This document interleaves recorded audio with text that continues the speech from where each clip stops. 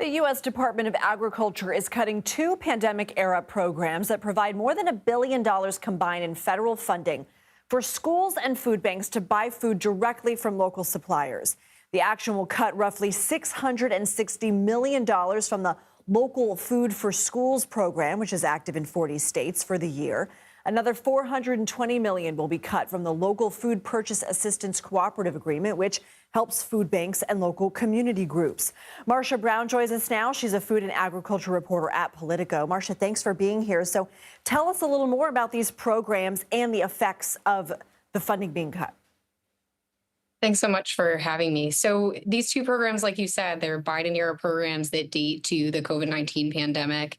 And they were really a response to the supply chain kind of crises that we saw throughout food systems, and this fear that we wouldn't have foods in schools or in food banks. And so they designed these programs to build up more supply chains with local and regional farmers and suppliers. And that's what these two programs were really about, both for food banks, for childcare facilities, for school meal programs. So national breakfast, national lunch, and also for, food pantries. That's kind of how these programs worked. Yeah, actually, CBS News spoke to my school district, K through 12, the Scottsdale Unified School District in Arizona, which said that this will wipe out $100,000 in funding, which is mostly fruits and vegetables, not only meant to help keep food costs low, but also to help local farmers. So in some communities, school lunch is really the only food kids eat all day. Could this affect their nutrition? That's right. So the healthiest meal that many children have in this country is through the school meal program. And the School Nutrition Association, which represents school nutrition professionals across the country, they've said that these programs are really important to meeting that need and in improving nutrition for children.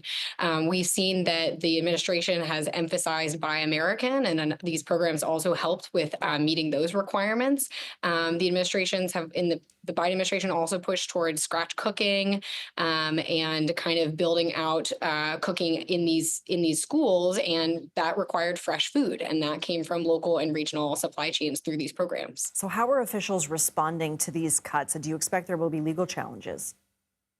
So we've seen really swift backlash from mostly Democrats on the Hill, and we haven't seen legal challenges yet.